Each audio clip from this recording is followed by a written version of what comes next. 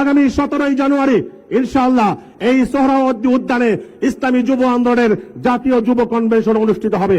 ইনশাআল্লাহ আমরা টার্গেট নিয়েছি আগামী 17 জানুয়ারি এই সোহরাওয়ার্দী উদ্যানে লক্ষ যুবকের সমাবেশ হবে ইনশাআল্লাহ। দীর্ঘ প্রায় 1.5 যুগ পর্যন্ত আমাদের কাঁধের উপর এক জগদ্দল পাথর বসেছিল। এক স্বৈর শাসনের জাতাকলে আমরা নিষ্পেষিত ছিলাম। অনেক রক্ত, অনেক ত্যাগের বিনিময়ে আমরা এই যন্ত্রণা থেকে মুক্তি পেয়েছি।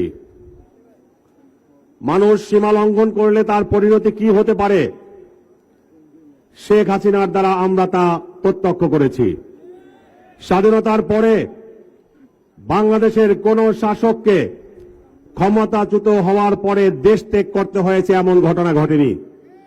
কিন্তু এই দেশের মালিক বনে যাওয়া, এই দেশকে পৈতৃক সম্পত্তি মনে করা শেখ হাসিনা ক্ষমতাচ্যুত হওয়ার পর চোরের মতো এই দেশ ছেড়ে পালিয়েছে। লজ্জা থাকলে এই দেশ নিয়ে তার আর কথা বলা উচিত নয়। লজ্জা থাকলে তার অনুসারী দাবি করে নতুন ভাবে কেউ উকি দেওয়ার কথা নয়। কিন্তু এই গোষ্ঠী এতই নির্লজ্জ, আমরা লক্ষ্য করছি বিভিন্ন সুরতে তারা আবার এই দেশকে অস্থিতিশীল করার চেষ্টা করছে। সংগ্রামী বন্ধুগণ, 24-এর গণ অভ্যুত্থান হাজার হাজার ভাইয়ের জীবনের বিনিময়ে অর্জিত হয়েছে। 24-এর গণ অভ্যুত্থানে হাজার হাজার ভাইয়েরা পঙ্গুত্ব বরণ করেছে। দীর্ঘ 1.5 যুগ পর্যন্ত আমরা রাজপথের সড়ক থেকে যেই বিজয় ছিনিয়ে এনেছি, এই বিজয়কে কেউ নস্যাৎ করবে ইনশাআল্লাহ শরীরে রক্ত থাকতে আমরা সেটা হতে দিব না। এজন্য ইসলামী ছাত্র আন্দোলন বাংলাদেশের সর্বস্তরের নেতা কর্মীদেরকে অতন্ত্র প্রহরীর ভূমিকা পালন করতে হবে। সংগ্রামী বন্ধুগণ, ইসলামী ছাত্র আন্দোলন বাংলাদেশ শুধু একটি নির্দিষ্ট গোষ্ঠী কেন্দ্রিক কাজ করে না, বরং বাংলাদেশের একমাত্র ছাত্র সংগঠন যাদের সকল ধারার শিক্ষা ব্যবস্থার শিক্ষার্থীদের মধ্যে পদচারণা রয়েছে। আমাদের দুর্বলতাও আছে।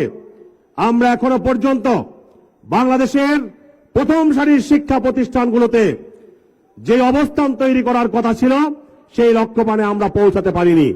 তবে এজন্য হতাশ হওয়ার কোনো কারণ নেই। আমরা সামনে হাঁটতে জানি, আমরা পিছু হাঁটতে জানি না। আমরা আল্লাহর রাহে জীবন দেওয়ার জন্য সদা উদ্গ্রীব থাকি। সুতরাং আমাদের পথ চলা কখনো থেমে থাকতে পারে না। সংগ্রামী বন্ধুগণ, 24-এর গণ অভ্যুত্থান পরবর্তী এই সময়ে এখন আমাদের ফসল ঘরে তোলার সময়। আমরা যদি সাংগঠনিক কাজে সঠিকভাবে মনোনিবেশ করতে পারি, ইনশাআল্লাহ আমি বিশ্বাস করি এই আদর্শিক ছাত্র সংগঠন বাংলাদেশের প্রতিটি ক্যাম্পাসে সর্বশক্তি নিয়ে তাদের অস্তিত্ব জানান দিতে সক্ষম হবে। এজন্য ছাত্র আন্দোলনের প্রত্যেকটি নেতা কর্মীকে তার নিজ নিজ জায়গায় নিজ দায়িত্বের ব্যাপারে আরো অধিক সচেতন হতে হবে। দাওয়াতি কাজ বৃদ্ধি করতে হবে। নিজের ক্যাম্পাসে নিজের শক্তি বৃদ্ধির জন্য, নিজের ক্যাম্পাসে নিজের সংগঠনকে প্রতিষ্ঠিত করার জন্য পরিকল্পনা করে সেই পরিকল্পনা মাফিক এগোতে হবে। ভাইয়েরা আমার, আপনি যত সামনে এগোতে যাবেন, আপনি যত সামনে অগ্রসর হবেন, আপনার সমালোচক শত্রুর সংখ্যা তত বাড়বে, এটাই স্বাভাবিক। কিন্তু সমালোচনাকে পরোয়া করে, সমালোচনাকে আমলে নিয়ে যারা কাজ থেকে নিবৃত্ত হয় তারা কখনো সংগঠনের আদর্শিক কর্মী হতে পারে না। আমরা দেখেছি আমাদের এই অগ্রযাত্রা যতই সামনের দিকে অগ্রসর হচ্ছে, একটি মহল আমাদেরকে পিছন দিক থেকে টেনে ধরতে চেষ্টা করছে। মনে রাখবেন, বাংলাদেশের রাজনীতিতে ইসলামী আন্দোলন বাংলাদেশের কিছু স্বতন্ত্র বৈশিষ্ট্য আছে। তাকওয়া, পরহেজগারি আমাদের মূল ভিত্তি। যেদিন আমরা এই জায়গা থেকে বিচ্যুত হব, সেদিন হয়তো আমাদের অস্তিত্ব বিনাশ হয়ে যাবে। আর আমাদের প্রতিপক্ষ শক্তি আমাদের এই জায়গায় বারবার আক্রমণ করার চেষ্টা করছে। আজকে এই স্বতন্ত্র অবস্থানের কারণেই, স্বতন্ত্র চরিত্রের কারণেই এদেশের লক্ষ লক্ষ মানুষ ইসলামী আন্দোলনকে ভালোবাসে, পীর সাহেব চরমনাইকে ভালোবাসে। সাধারণ মানুষের এই ভালোবাসার জায়গাটাকে নষ্ট করে দেওয়ার জন্য একটা মহল পরিকল্পিতভাবে চক্রান্ত করছে। সংগ্রামী বন্ধুগণ, আজকে ভিন্ন ঘরানার নেতৃবৃন্দ যেখানে যায়, আপনারাও আপনাদের আমিরকে সেখানে প্রত্যাশা করেন। ভিন্ন ঘরানার নেতৃত্ব যেই তরিকায় কাজ করে আপনারা আপনার আমিরকে, আপনার সংগঠনকে সেই তরিকায় কাজের ময়দানে দেখতে চান। যদি এটাই হয় তাহলে তাদের মধ্যে আর আপনার মধ্যে পার্থক্য কোথায়? মনে রাখবেন, এই বিশেষ পার্থক্যের কারণেই আজকে আমরা ছাত্র আন্দোলনে সামিল হয়েছি। এই বিশেষ পার্থক্যের কারণেই আজকে আমরা পীর সাহেব চরমনায়ের নেতৃত্ব ঐক্যবদ্ধ হয়েছি। পীর সাহেব চরমনায় যদি গতানুগতিক রাজনীতির ধারায় গা ভাসিয়ে দেন, ইসলামী আন্দোলন বাংলাদেশের এই স্বতন্ত্র ধারাও থাকবে না, সাধারণ মানুষের ভালোবাসাও থাকবে না।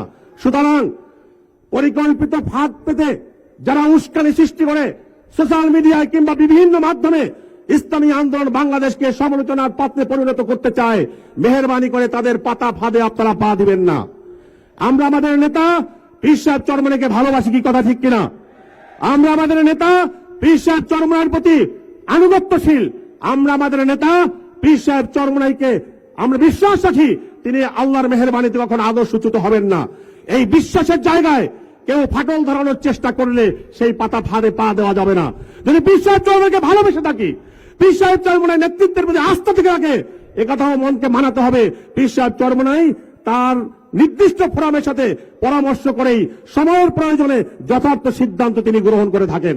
অতএব একটি চক্রান্তকারী একটি গোষ্ঠীর পরিকল্পিত উস্কানিতে পাতা ফাঁদে পা দিয়ে আপনারা আপনাদের নেতৃত্বকে নানা সময় সমালোচিত করছেন, সংগঠনকে প্রশ্নবিদ্ধ করছেন। একবার ভেবে দেখবেন এই কাজটা আত্মঘাতী হচ্ছে কিনা। যদি আত্মঘাতী হয়ে থাকে অবশ্যই নিজ জায়গা থেকে আমাদেরকে তওবা করে ফিরে আসতে হবে। সংগ্রামী বন্ধুগণ, ইসলামী আন্দোলন বাংলাদেশ, ইসলামী ছাত্র আন্দোলন বাংলাদেশ একটি অগ্রসরমান সংগঠন। তৃণমূল থেকে গড়ে ওঠে আজকে বাংলাদেশের প্রত্যন্ত অঞ্চলে ইসলামী আন্দোলন বাংলাদেশের যে ভিত রচনা হয়েছে, এই ভিত্তিকে আমাদেরকে ধরে রাখতে হবে, এই ভিত্তিকে আরো মজবুত করতে হবে। মনে রাখবেন, আগামী জাতীয় নির্বাচন ইসলামী আন্দোলন বাংলাদেশের জন্য অত্যন্ত গুরুত্বপূর্ণ।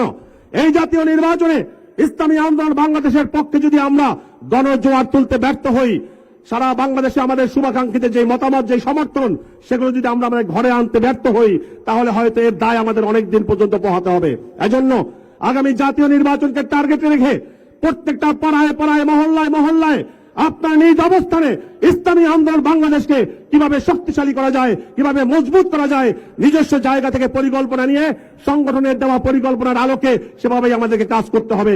আর তা যদি আমরা করতে পারি, আমরা বিশ্বাস রাখি ইনশাআল্লাহ ইসলামী আন্দোলন বাংলাদেশের এই অগ্রযাত্রা কোন শক্তি দাবায় রাখতে পারবে না। সংগ্রামী বন্ধুগণ, বক্তব্য শেষ পর্যায়ে আপনাদেরকে একটি দাওয়াত দিয়ে আমি বক্তব্য শেষ করব। আপনারা নিশ্চয় শুনেছেন আগামী 17 জানুয়ারি ইনশাআল্লাহ এই সোহরাওয়ার্দী উদ্যানে ইসলামী যুব আন্দোলনের জাতীয় যুব কনভেনশন অনুষ্ঠিত হবে।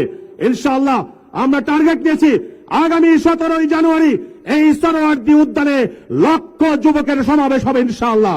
সেই সম্মেলনে আপনাদের অংশগ্রহণ, আপনাদের উপস্থিতির প্রত্যাশা রেখে আপনাদেরকে দাওয়াত দিয়ে আমি আমার বক্তব্য শেষ করছি।